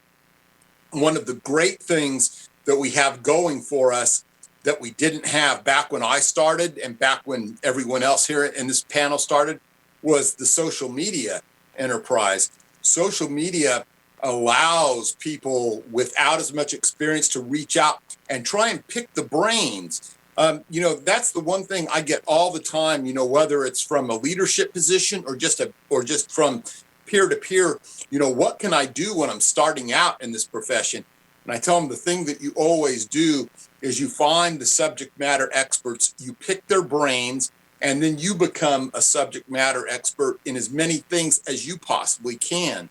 In a situation like this person does have the ability to reach out there and find people in these social media realms like Keepers of Chaos, which is what I founded. And we're coming up on 5,000 members now, and find that depth, that base of knowledge, and to be able to take some of those things. People come in all the time and ask questions saying that they don't have as much experience as someone else, or, they need a different insight. Maybe they need some way to pass on a more comprehensive look to what's going on with the particular problems that are within their facility. And that's what we do. We really focus on doing that, both at the level of just people just seeking that out, and for people that also want to be mentored in things like leadership, or even if it's just, your basic, more run-of-the-mill skills as a correctional officer. So I think that that's the strength that we have. That's one of the cards we've been dealt with in this era that we can really exploit and use to try and, build up the speed with which people become experienced. It used to be that, it took decades. Now if you'll avail yourselves of the knowledge base that's out there, it doesn't need to take that long. And so that would be the thing that I really seek to, impress upon you is go that social media route, because there is such a depth of knowledge out there. Yeah, that is a good question, and the key word is mentor. I know when I do a supervisor's class, we talk about mentors, and they're the people in your staff, the steady ones, the ones that want to do the job, and sometimes they do get promoted. The key thing, and Russ mentioned our age. Yeah, when I first got made corporal, there was no supervisory training. You just got handed the stripes, and you know how to run the squad, and that's about it, right? Well, now in corrections, we have good supervisory training that's out there. And one of the things is a couple of things come to mind. First, you don't go in like you know it all. There are good people working under you that have good ideas, that have good things to say. And there's always personality, and I understand, hey, you got promoted, I didn't. I get that. But there are some good people out there, and you have to develop the mentors, because they're the ones that'll help you. The worst thing I think a supervisor can do, especially a new one, is to walk in and say, hey, I got the collar brass, I got the stripes, and they act like they know it all. Because in corrections, I have found out, and I think many of you have, that you don't know it all. The field's changing, that you got good people to work with, and you have to develop the mentors, the ones that want to help, the ones that can take a problem employee and work with them for a while and mold that person. That's the person you want. And I think Connie a few minutes ago had a great point. She said, don't manage behind a desk. Get out there, move around, talk to people, find out who the mentors are, and ask people for suggestions. And ask the people that work under you, hey, we're doing it this way, what do you think? You're not showing any weakness by doing that. You're showing concern. You're showing maturity. So that is a good question. And people are retiring. The jails that I train for, they're short. People are retiring. They're not extending their careers, and it's a problem. So the people that you do promote, seek out the mentors, seek out the opinions of the good people under you, and don't act like you know it all. And don't just sit behind a desk and say, hey, they gave me a great office and I can run things from here, because you can't. Gary said. Hey, Gary touched on something very important, gentlemen, sir. You're given a position to lead, right, or an offer to lead, but that doesn't mean you expect to know everything. Most of it is literally what you're going to learn along the way. Again, we go right back to the word process. So I think, honestly, what the panel is kind of getting at is the fact that it's continued learning at that point. Maybe a little bit more aggressive, technically, but the point is you're being in a position to be given the opportunity to lead, which means that you're still in the area to develop. You're not expected to go into the position to know everything. And I want to add something else. There's a question that we get a lot of on my channel on Tier Talk, which, well, how many years do I need in? It's not about years in, guys. One, it's about experience and what you've learned from it. You know, that's what it is. You could have some people that work in a very active facility that take in everything and are ready to supervise in a year. Crazy, right? But their facility's active, you know, and they learn everything. And then you could have people that work 20 years, not such an active facility, and, you know, just may not be ready. But that doesn't mean they can't become ready. So the key here is this, is sometimes the situation's thrusted upon us and we have to become ready, but you don't have to be perfect, you know, to take the next step. You could strive to be perfect every day, and that's where it comes with the development, the learning. Hey, Lou, you got stuff, Lou?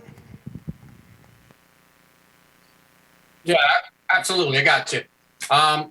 You know, in this day and age, and like we talked about, a lot of people are retiring, a lot of experience is leaving, and you may have a year, maybe less on the job, and all of a sudden you become that officer, that senior officer. And now you're like, well, wow, now everybody's looking up to me and I haven't learned everything that I could.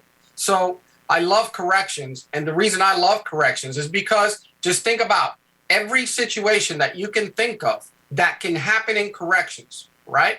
Has happened before, has already occurred. And what corrections does is that we write everything down because we're that smart, right?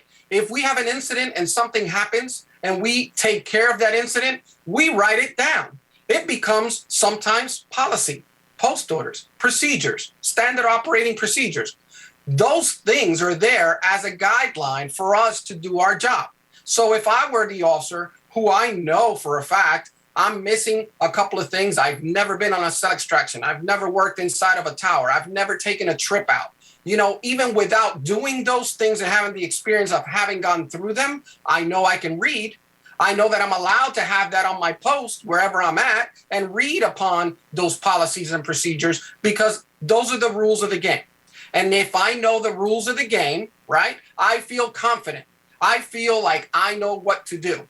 One thing that we put in all of our policies, right, initially is that it may not cover every situation. When in doubt, look upon your supervisory staff, first line supervisors for guidance, right? So we know that that is the guideline. I need to read it. I need to know it, right? And then as management, right, we know, we verify, we have a hiring problem. So we have to know that those officers that are with us, let's protect them. Let's teach them instead of just passing around that use of force that we have to sign for every year or sit in a classroom and look at the same use of force video that's 10, 15 years old and go over it again. You need to make sure that your staff, right, comprehend, hey, this is important because younger officers are going to look to you for those answers. So corrections is easy. As far as learning the job, experience is the best. But when you don't have the experience, then you need to read those policies. And we already Russ talked about social media. Gary talked about training and making sure that you have the supervisory training. So the next step is, listen, educate yourself and communicate anything that you don't know so that you can learn about it. Lewis says, this is usually what I do, guys. You same thing with the show. I want to start. So something that Lewis said that's spot on that I want to add to is the fact that we want to make sure also that we're familiar with policy because we don't want to be teaching practice.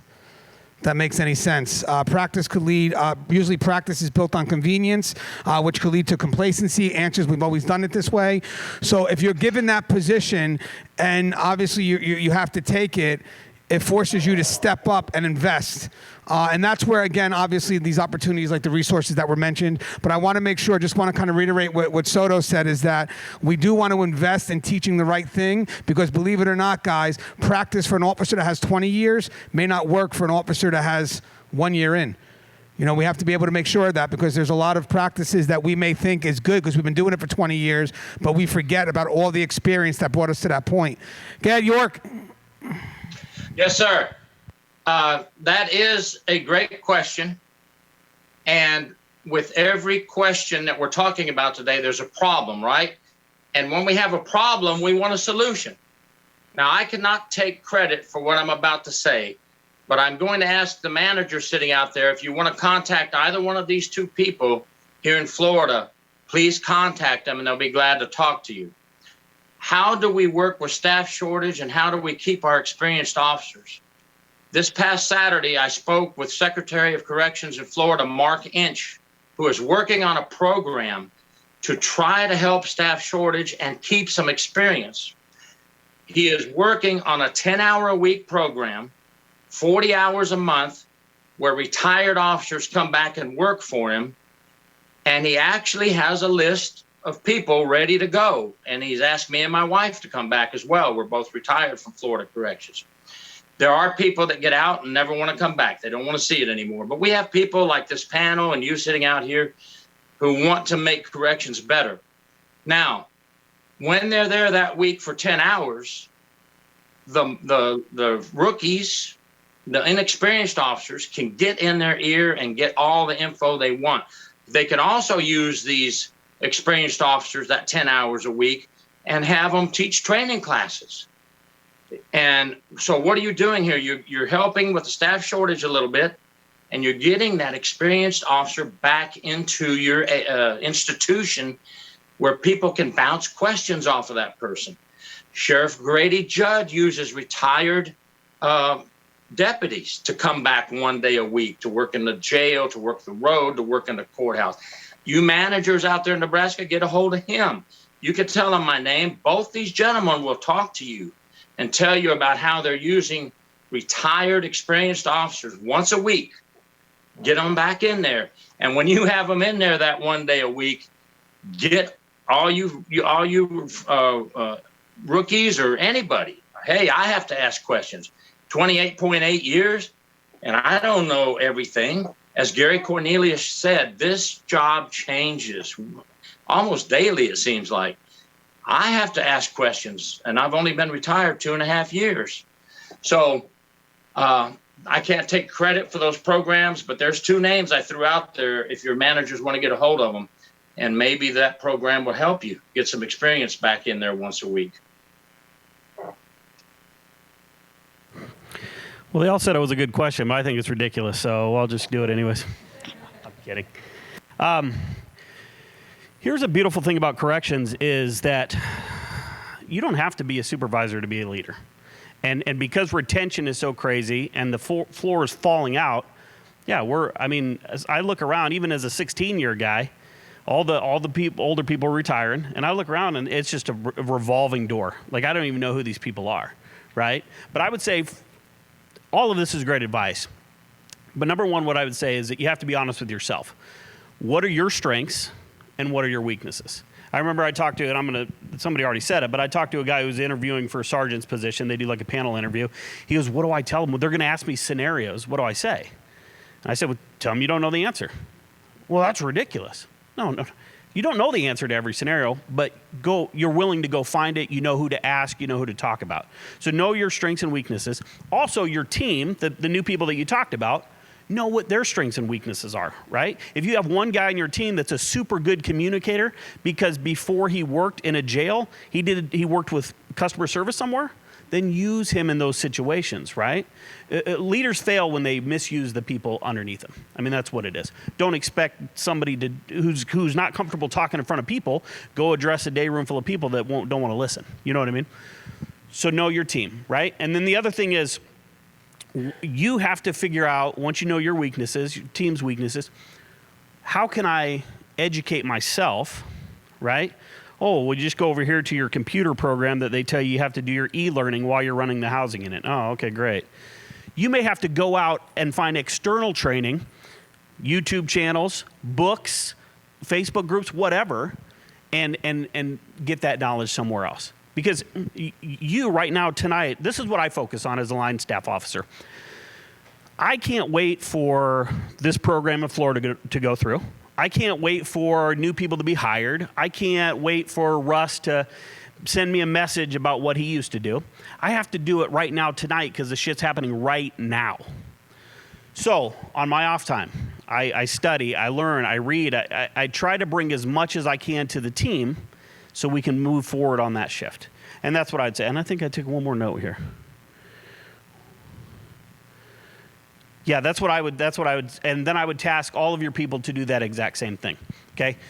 Stop waiting for administration and management to have all of the answers for you, because when things happen, they're happening right now, and me and you are dealing with it, right? I don't stop, oh, hey, okay, you don't want to go to your room, let me call management here real quick and see if they're gonna hire more people so we can get a goon squad going.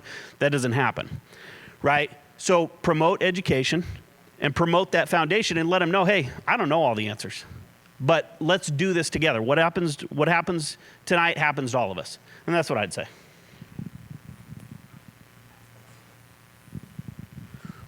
Oh, you wanted to be a trainer. All right. So, I mean, my 2 cents to just add to that is really that you're not expected to know everything, right? And I think that the panel has given all great information and great advice.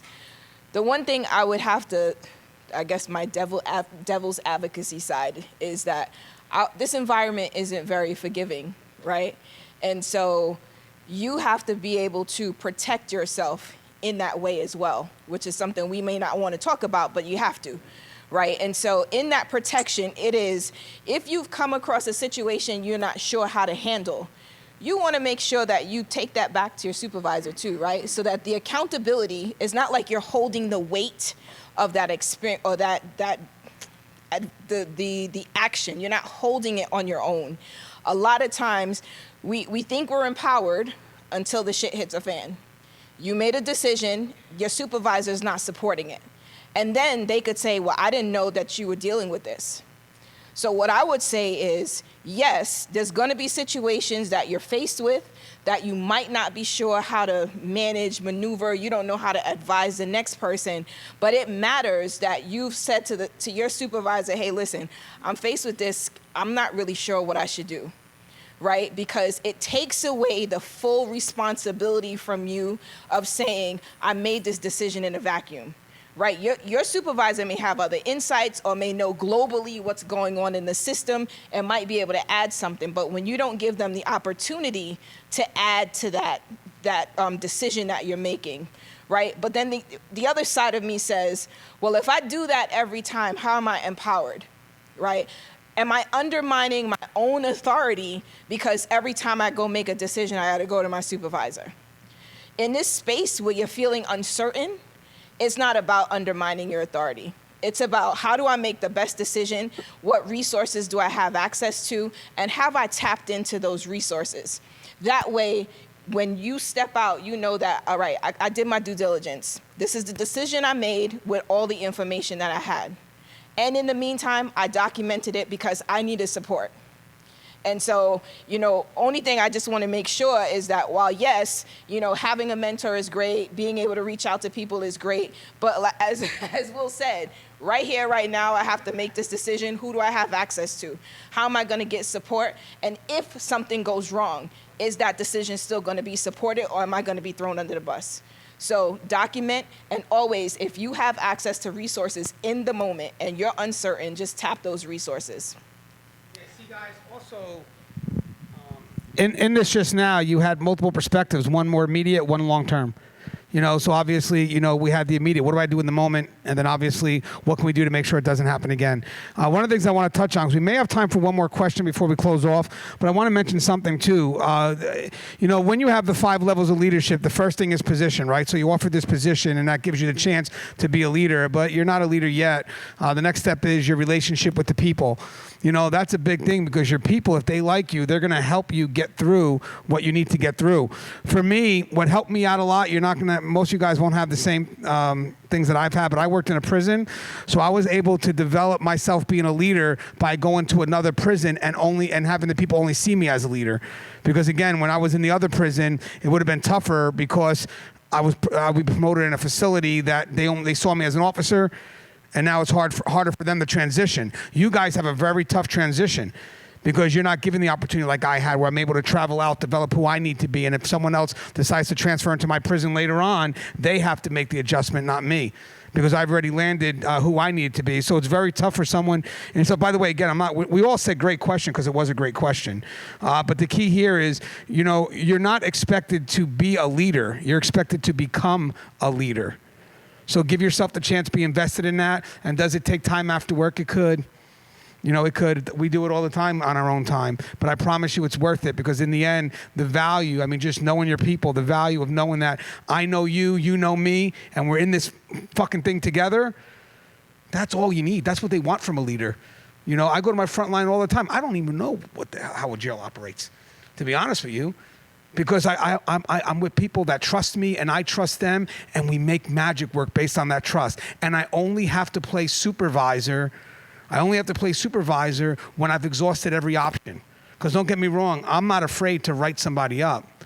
I just don't want to have to do that. But if I have to protect the house, to protect my people, all of a sudden there's a different Gangi. So I want to make sure we draw a balance that it's for the people, but at the end, you also have to be productive.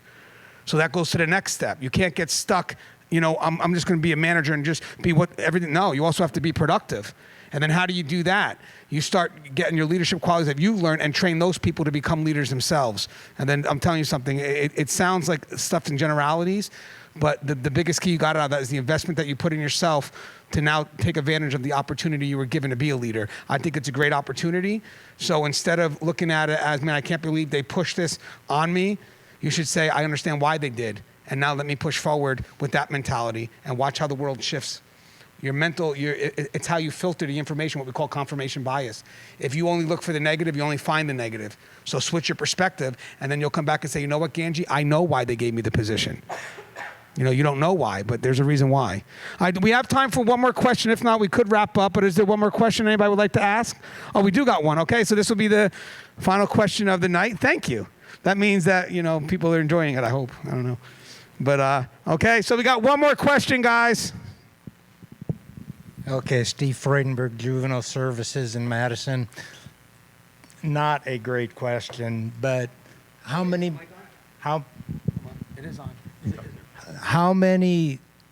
prison beds are we short now, and how many more are we going to need in 10 years to compound the problems we're talking about right now?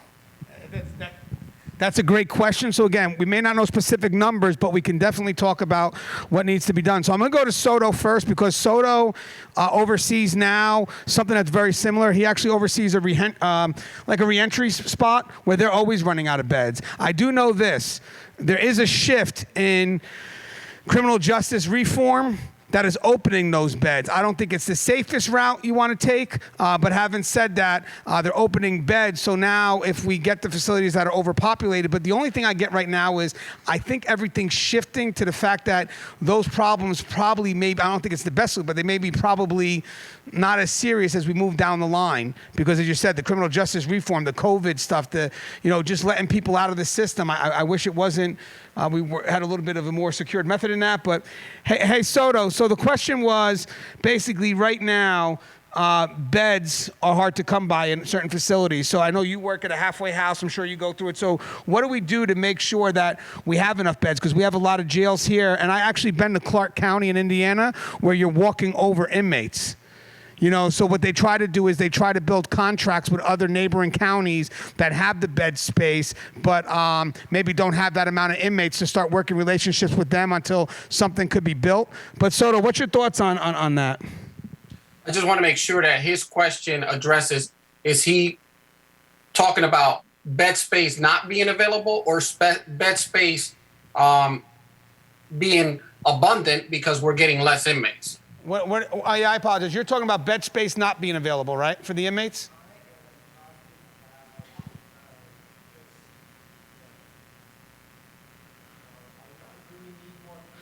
All right, so basically, yeah, if I could generalize it out, I believe that, we have a lot of jails that could be facing a lot of they have very limited bed space, but they may have an influx of inmates coming in. So what are the ways they could do to balance the influx with the bed space? Would that make sense? So, okay. So I just want you to understand that nationwide, we were already on a criminal justice reform throughout the United States. So the pandemic has just kind of evolved that or put that in the forefront even more. So corrections, like I said before, ebbs and flows, and you can see the shift in the criminal justice and the way our nation deals with criminal justice as you move along through the decades. So obviously in the 80s and 90s, we were being tough on crime, and we needed all that bed space. Prisons were being built. It was almost like that movie, if you build it, they will come.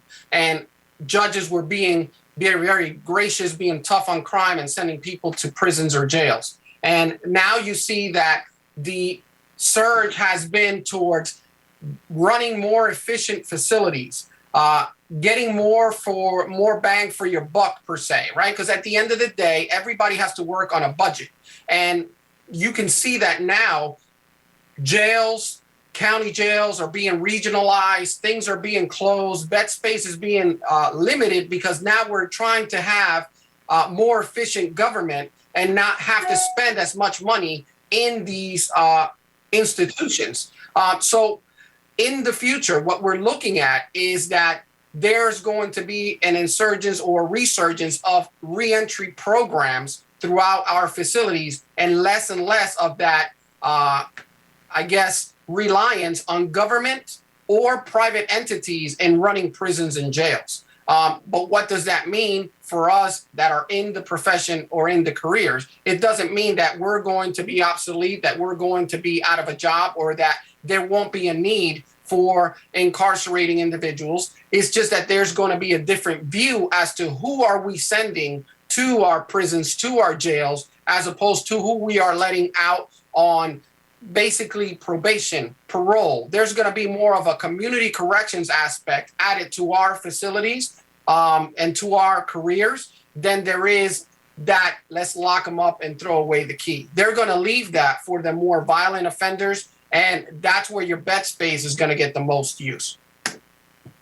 Hey guys, just to comment that now that I understand what the question is, so basically I think a lot of money is going to start being investing in community programs. So basically the biggest thing we have right now across the country is when inmates are released, where are they going, where are we sending them to?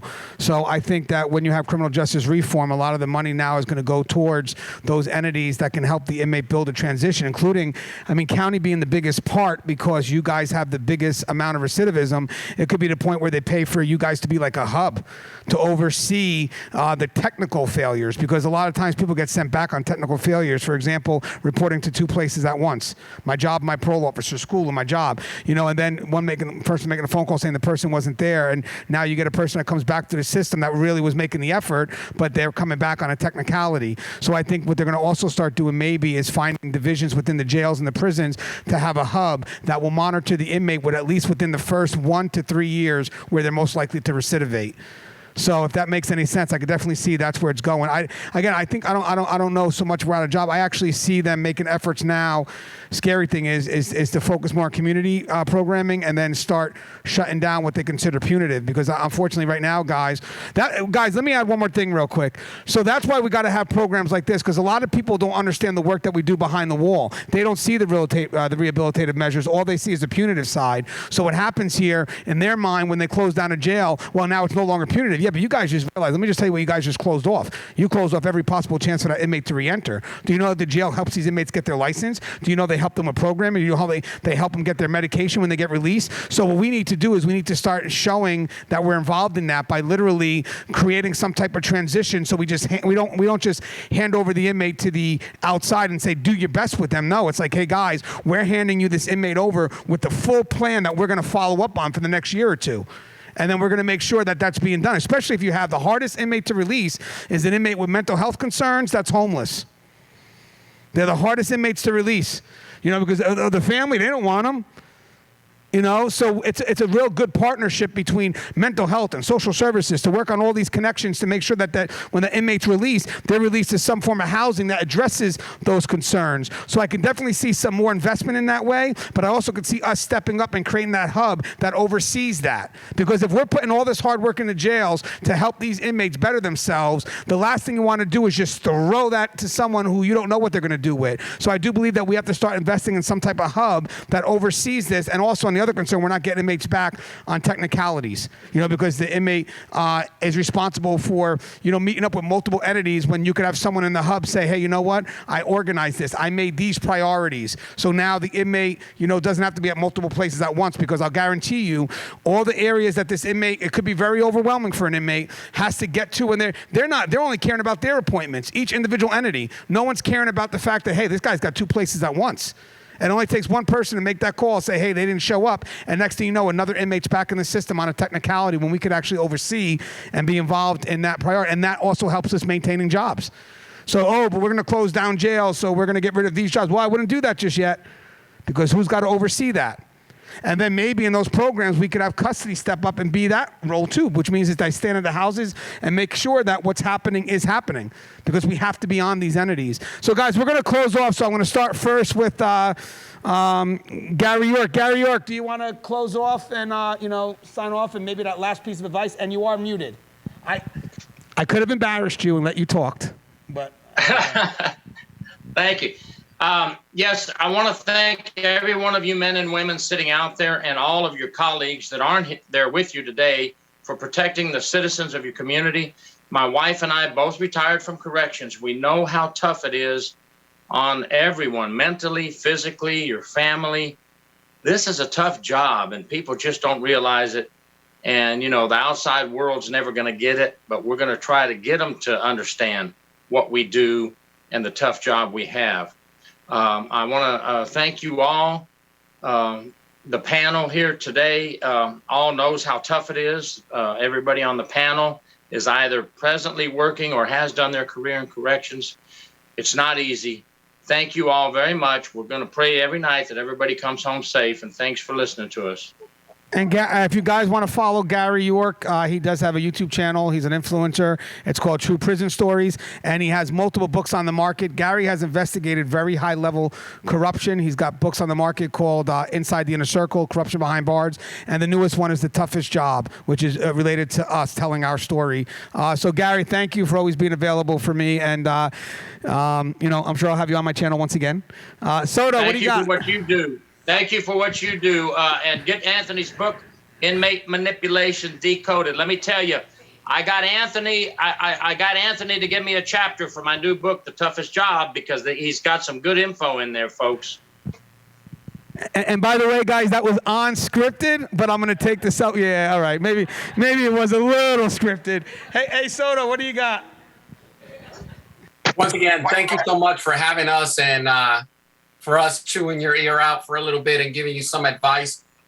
He asked me to close out with a little tidbit on leadership, but I want to kind of skew it a little bit and talk to the managerial staff and be cognizant of your staff. Something that we didn't talk about, or we didn't have time to talk about, or it wasn't brought up as a question, is discipline, right? Disciplining our employees during this pandemic. It not only becomes a necessary evil sometimes, but we have to do it in an efficient and cohesive manner, because we have to be cognizant of the times that we're in. We're in a pandemic, and if we're not taking care of our staff and allowing, like a simple fact of having that process that Russ was talking about, right? Having a process for them be able to, without repercussions, be able to report undue familiarity. Us as managers, we always say, yeah, we have that policy in place. Do your subordinates, do your staff know about it? Send out every 3 months a little memo saying, hey, there are no repercussions for reporting. This is the proper way to report undue familiarity, whether it's you or you know of someone, and that it won't be held against them. So we didn't get to that topic today as far as discipline, but if you have any questions on how to do that, Anthony Gangi will be able to give you my information, and most of us on our panel will probably have our emails or phone numbers, so you can get with contact with us if you have any questions. Again, thank you so much. Yeah, that's quite fine. It's very simple. Mine is Major, M-A-J-O-R, Luis, L-U-I-S, Soto, S-O-T-O, @gmail.com. All one word, Major Luis Soto @gmail.com. And again, if you want my phone number, you guys can get it from Anthony Gangi. Again, thank you for having us on your panel. Hey, Gary, before we get to Cornelius, Gary York, you have an email? I have to say it, you're muted. Okay, I'm unmuted. Thank you, Anthony. It's Max, M-A-X 878 York, Y-O-R-K @yahoo.com, or you could comment on True Prison Stories. Either way, you can get a hold of me.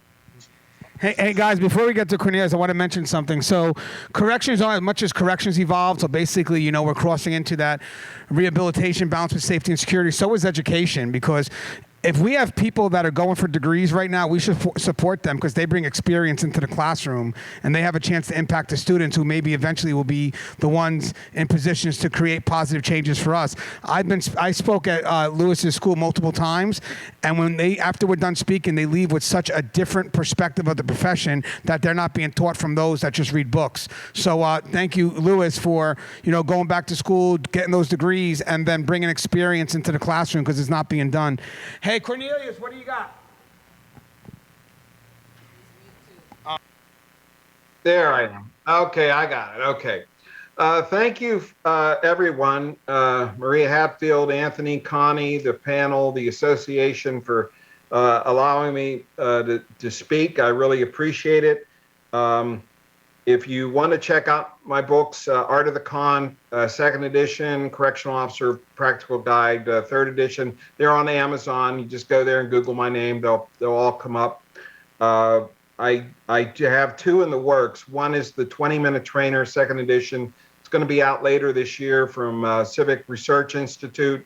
It's a collection of chapters. Each one is for roll call training. And another one that I'm working on, should be out by the end of the year, is Stressed Out, Strategies for Living and Working in Corrections, 3rd edition from Carolina Academic Press. I got 2 in the pipeline, but I appreciate it. This is a great field. It was good for me. It was good for my family. It was a wonderful career, and there are days that I miss it. There are days that I miss it. But I admire everyone in the room for going into that building every day.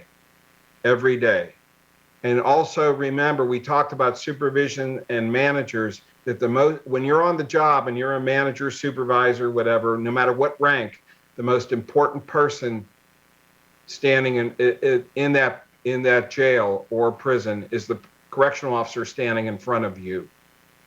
Also, speaking of stress, hopefully I can do the stress seminar tomorrow. Anthony, you're going to see about that. Let me know. Sorry for my phone ringing. Okay, but God bless everybody and hang in there. And thank you once again. Oh, my contact information, adjinstructor@hotmail.com. That's A Alpha D David J John instructor @hotmail.com, and Anthony can give you my my cell phone number. So okay, but thank you very much.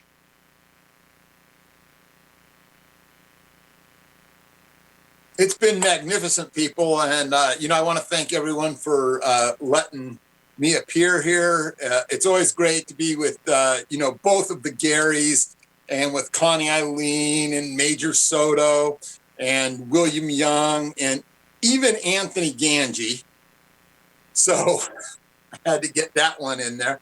But anyway, just in thinking about what we do, one of the things that I teach over on Keepers of Chaos is complacency.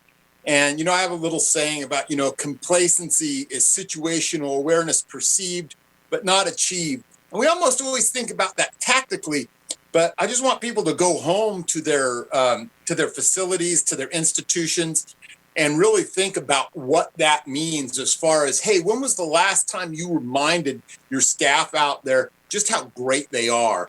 When was the last time you told them about what a noble endeavor this is, this noble job, this noble profession that we have? When was the last time that you really thanked them for putting their ass on the line like that?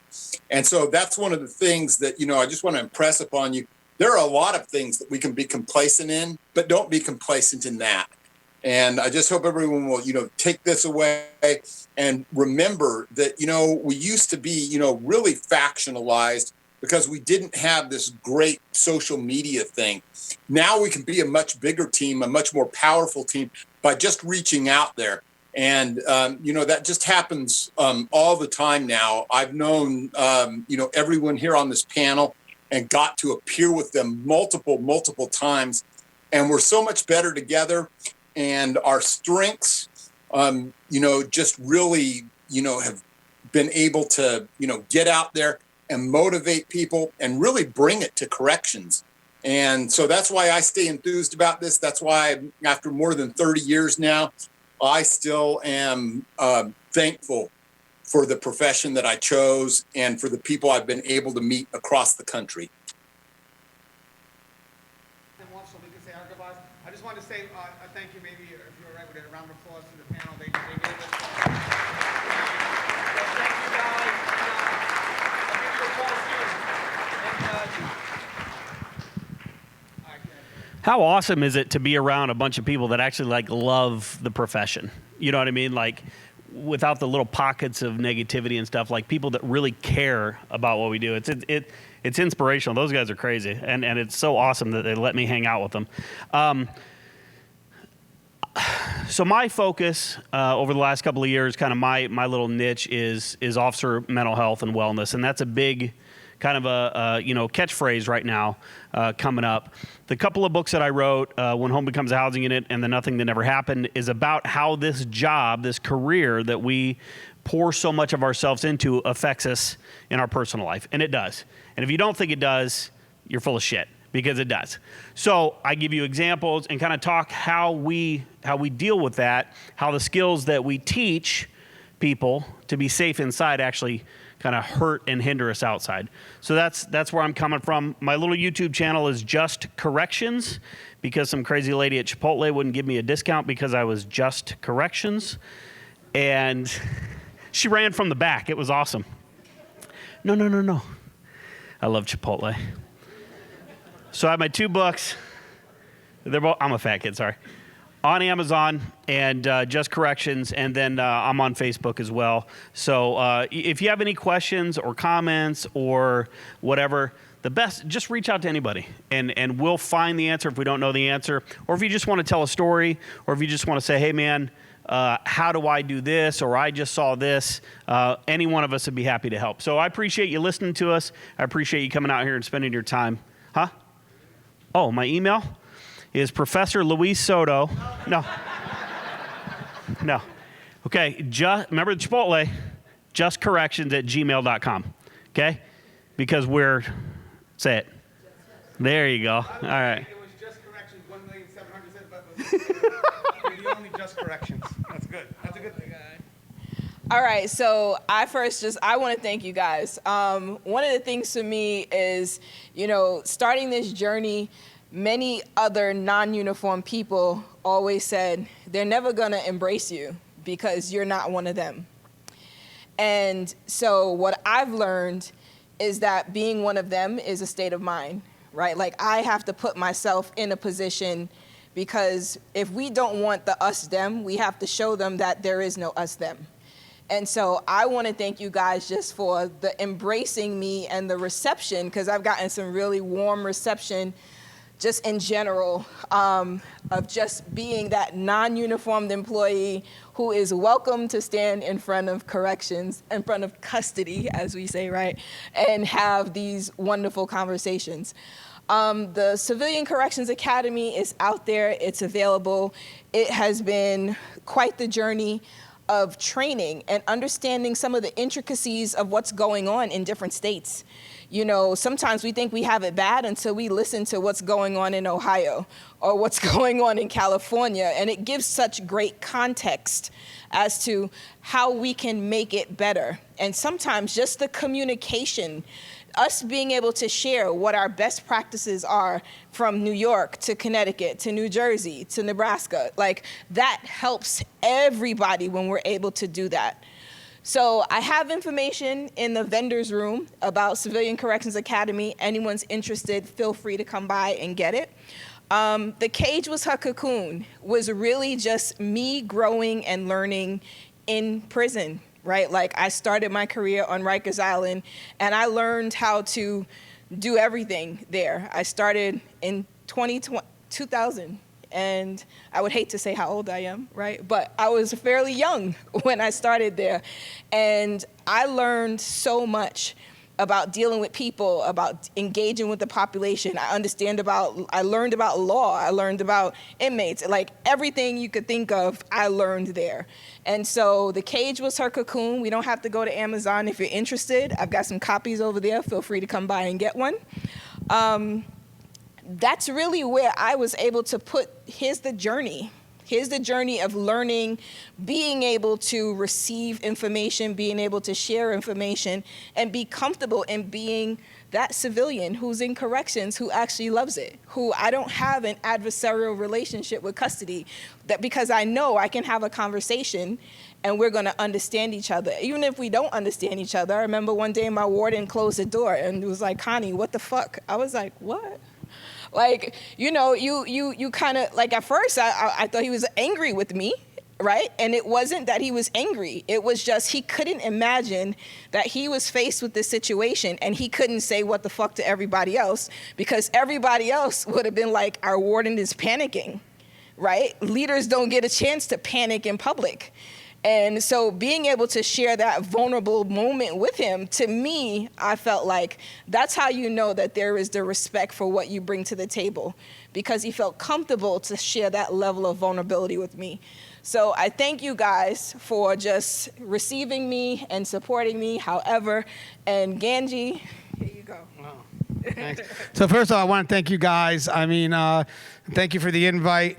I mean, as much as, you know, we provide information, obviously through the questions, we receive information, and we even sit back and listen to the panel. You know, I mean, that's what we're supposed to do. And then next time, just let's say Luis can't be here, we could step up and, you know, maybe give some good valued advice. One thing I'm going to do is for everybody that attend, if you want, I do have my inmate manipulation course. It's 2 hours and 10 minutes free. I'll give you the link, and you guys could just take it. Just if you want, you come up here, and I'll text you the link, and you can have it right now. It's about 2 hours and 10 minutes, and I didn't get a chance to touch on as much as I would like to. And for those that obviously can't get the book, take the course. It's just as good, and you could give it to your people if you want. It's yours for free. It's the least I could do for you guys listening to me talk for however long. And I wanted everybody to give a last piece of advice. So one of the last things I want to say just in the end is that, you know, you guys are appreciated. You know, I mean, plain and simple, enough for some of us here to realize it and devote our time afterwards to have hours and hours of dialogue. I don't know if you guys know, the Tier Talk YouTube channel that I have is almost reaching 1,000 videos posted. Videos that reach, some are 5, 10 minutes, some are hour, 2 hours, 3 hours, 4 hours. Well, 3 hours. 3 hours is true, especially those live streams. But it comes with the fact that we knew something was needed, and then we just start developing this love for it because the love came from how the people received it. And the greatest thing that we get is when someone takes what we teach and they tell us about it. You know, you could teach all day, but if you don't get a chance to apply it, and that's the last part of this, guys. So we were given, I believe, some great information today, but what do we do with it? Do we leave it here?